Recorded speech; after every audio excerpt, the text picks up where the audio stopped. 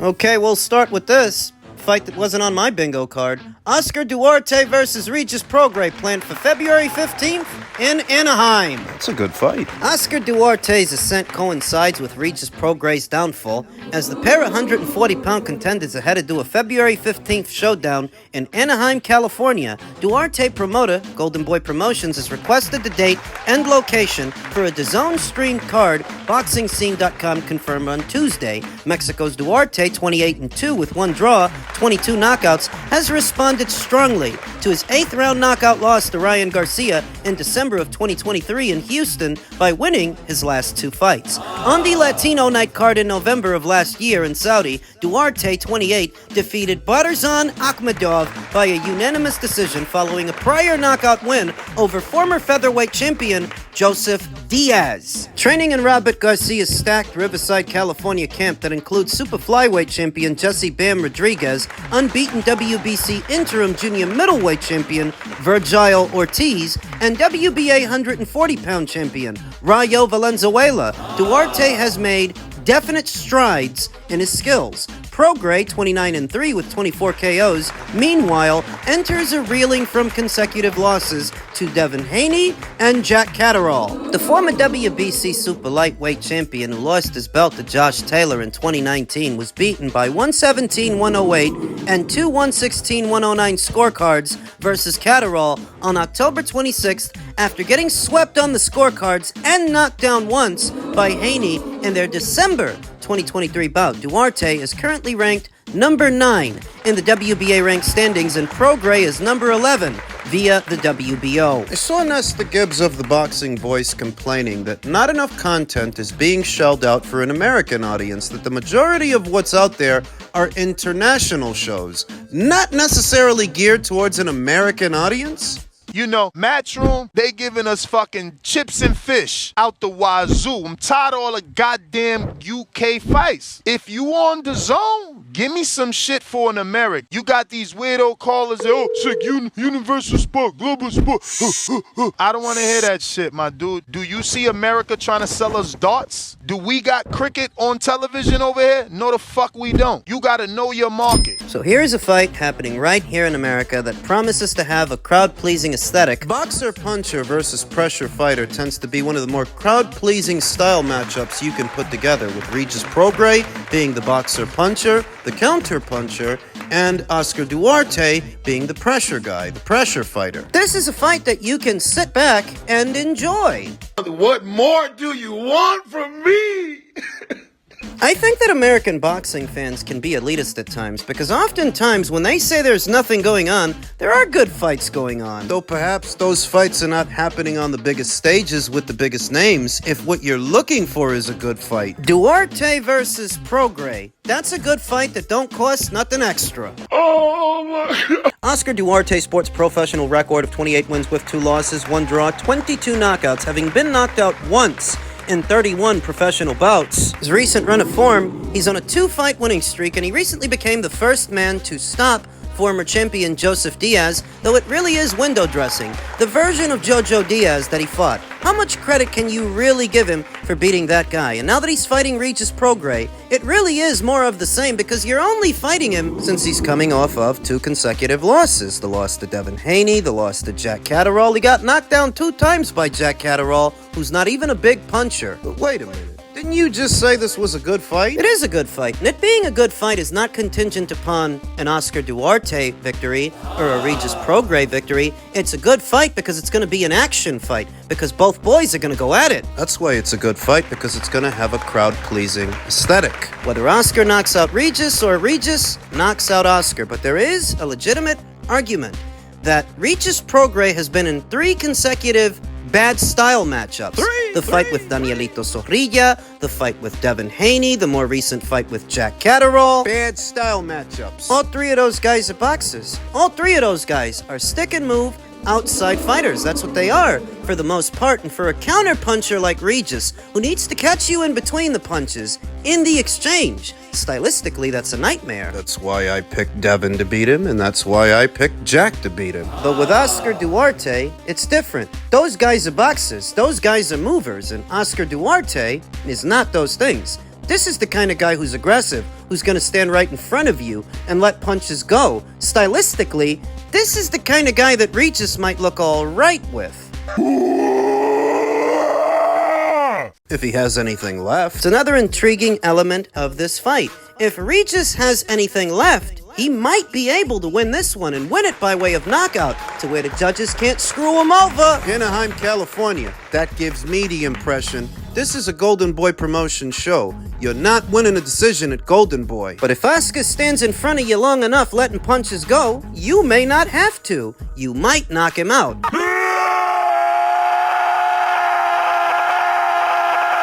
Oscar Duarte's riding high. He's feeling himself. Feeling good. The last time he tried to put pressure on a decent-sized puncher, a big puncher, he got knocked out. He got knocked out for the first time in his career, and he might get knocked out again by Regis Prograis if Regis has anything left. Know what they say?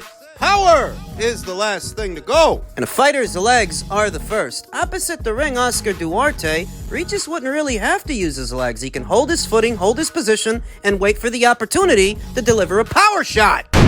American boxing fans are often elitist and can't see the forest through the trees, but I ain't too good to see Regis knock out Oscar, or vice versa. Oscar knock out Regis. You know, Regis ain't never been knocked out. These are the underrated fights, the underappreciated fights that the American boxing fan often glosses over because they don't involve the biggest of the big names. It's like people who go to Publix for brand name peanut butter. Get over yourself. This is a good fight. If you want to see a fight between 2 hard punches and 2 mean-spirited fighters with knockout power, this is the one for you. And it's happening in Anaheim, California. So if you live on the West Coast, you can pay to be there. Isn't that the complaint everybody's got now? That all the fights are being outsourced to Saudi? This one's in California. I like the fight. Look for this in mid-February. Elsewhere in the world of boxing, Eddie Hearn says that Devin Haney demanded big money for a comeback fight. Isn't that what I've been telling you? That a part of the reason it's taken Devin so long to come back is because he wants big money for every fight, even though every fight isn't a big money fight. Eddie Hearn says Devin Haney wanted big money for his comeback. Haney confirmed his return for March 25th with Adrian Bronor being the leading candidate for that fight. Haney earned $35 million for his last fight against Ryan Garcia, which became a no contest. Devin lost the fight, but the result was overturned after Ryan failed VADA tests for Osterin. Haney's brand suffered significant damage. He vacated his WBC title after only Top Rank made a purse bid for his mandatory defense against Sindor Martin. Liam Botto also accused Haney of pricing himself out of a fight. Are you noticing a pattern? So he earns about $35 million with Ryan Garcia, and he's expecting big money every time he gets out there on that premise, but every fight is not the Ryan Garcia fight. I wonder what he wanted for Liam Botto. I wonder what he's getting now on Black Prime for whoever it is he's fighting. Temporary avail.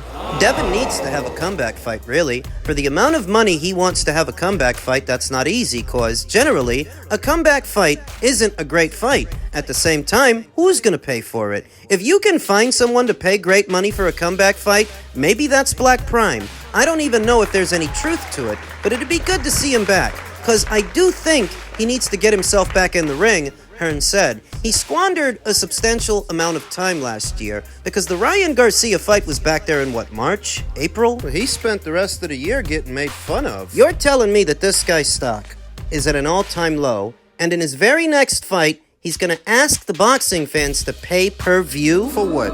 An Adrian Broner fight? A Blair Cobbs fight? A Tevin Farmer fight? You wonder why I say that if the boxers have it their way, it's always supposed to work out to where they get more money. Haney's problem is that he will have to take more risks if he wants big purses. The Garcia rematch is the main target. The fight is even bigger now, given the narrative from the first fight. Garcia's team argued that the amount of aspirin in his system was insufficient to enhance performance. They also stressed that Garcia's left hook simply exposed Haney's defense. Devin's game plan also failed to provide any adjustments as he hit the canvas 3 times and he got hit with the same punch more than that. Yeesh. But Haney's team stressed that they would win if things were on an even playing field. Haney's camp also demanded mandatory VADA testing for any rematch. They may also want more concessions. Garcia did come in over the 140-pound limit. The problem with that is that Devin's in no position to make demands. Devin's the one that needs the rematch, not Ryan. The common theme among young American fighters. We're seeing it with Teofimo Lopez over there on the top-ranked side of things, and to a lesser extent,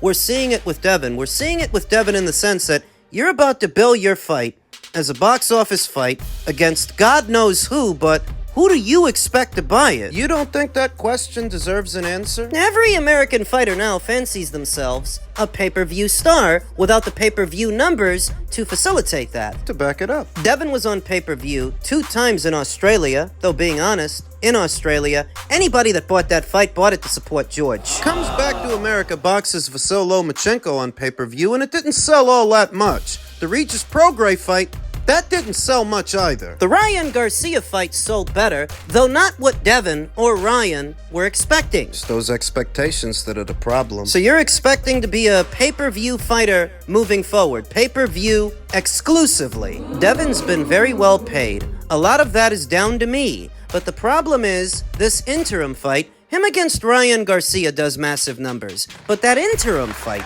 he's not one of them guys that's gonna take $500,000 or $1 million to have an easy 10-rounder. He still wants to get paid very well. I think a lot of people are going to be interested to see Devin Haney fight again because they're probably not sure how he's gonna come back Hearn at it. Maybe they're interested mildly, but are they $60 interested? $70? $80? Whatever the pay-per-view costs. You put a fight behind a paywall, you put a fight on pay-per-view, you sacrifice a sizable portion of the audience, and you have to make sure that that sacrifice is worth it. Because if it's not... Less people end up seeing your fight. Less people end up talking about your fight. Your bankability and your demands moving forward are going to be based on the numbers that you do or don't put up. What kind of numbers is Devin going to put up in his next fight? When he was ordered to fight Sandor Martin by the World Boxing Council, only Top Rank put a bid in for the fight, and they only did that because they represented Sandor. A modest amount of money. The fight with Devin is not a hot ticket, so you can't expect them or anybody else to pay hot ticket money.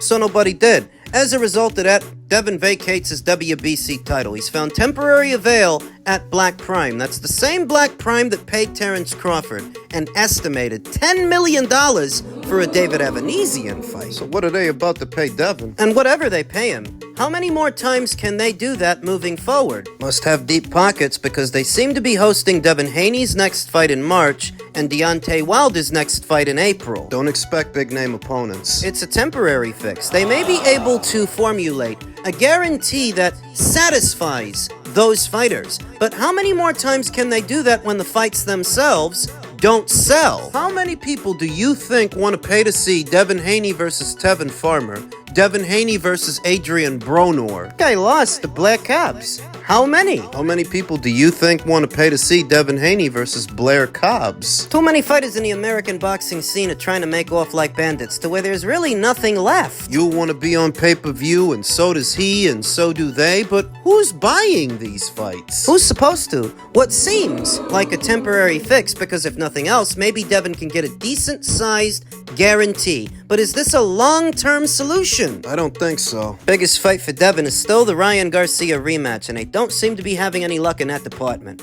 Steady stream of fighters tucked behind a paywall for pay-per-views that aren't being bought creates instability in the market, and I don't think that individual fighters are at all concerned with the health and well-being of the sport when enough of those individuals share a similar mindset this is the end result. Major networks don't want to invest. The audience that would have otherwise consumed this content is now dwindling because you're making it too expensive. Some of the ones that aren't taking it in are only doing so because they're stealing it via illegal streams, furthering the demand for piracy. Pirate streams. Which is now worse than it's ever been, and it's a vicious cycle. This is what I mean when I say that the fighters are constantly trying to make off like bandits, but none of them are making off with very much. Because there isn't much to take. And that's all they want to do. Take. No regard for the future or the health and well-being of the sport, the audience that consumes it. They don't really do it for the fans. Don't fall for that trap, that line of crap. They're all self-serving, all selfish. It's expected. And I fear that for some of these young fighters, like Teofimo, like Devin, it's a lost cause. They think they've got it all figured out. The only hope is the next wave of youngsters, the next wave of young fighters that have not fallen into the same routines as a Teofimo, as a Devin, as a Ryan, a market reset. Don't you see that the majority of American fighters or American-based fighters all want to be on pay-per-view? They're all ending up there. And when they all end up there, what does that leave for the boxing community at large, since most of them aren't buying these pay-per-views? Then what are you building? There's almost no grassroots movement for boxing in America like what you see in the UK, but that's where the audience is built. That's where the big-time fights are built. That's where the rivalries are formed. The Americans can care less about the British boxing scene, but they would do wise to pay attention because the British boxing scene is a vibrant one, a thriving one, and they still have a grassroots movement. While here in America, every fighter with 2 gloves and a gum shield thinks he's the next big thing. A star already, after 1 or 2 solid wins. Won't be long before they start demanding stuff. That's gotta stop. Some of these young fighters we talk about, they're already a lost cause. Back over to Devin. Fighting on Black Prime may provide him a temporary fix while they try and iron out the terms for a Ryan Garcia rematch. I feel like the American boxing scene really needs that fight. The boxing economy here and the audience. Desperately. This is one of the few fights you could make that the Americans would pay special attention to, even if there isn't a title on the line. It's the dysfunction that attracts them, the discord between these two, the controversy. That's what they're into now, more than the sport. Because there are plenty of fights happening in the sport, in the sporting sense. The Americans are not interested. This one, however, could galvanize them and pique their interest. Hopefully, at some point this year, Ryan and Devin can get it together and deliver the fans a fight that they actually want. They spent enough time delivering fights they don't want. People don't really want to see Ryan fight Rikuya Enpo, a kickboxer, or Devin Haney versus Adrian Broner. Are you serious? You can't be. So you know, Devin wanted big money for what was not a big money fight, and I'm not the least bit surprised because that's what I figured was keeping him out of the ring. His financial demands, and all the people that don't meet them. Well, Black Prime's about to.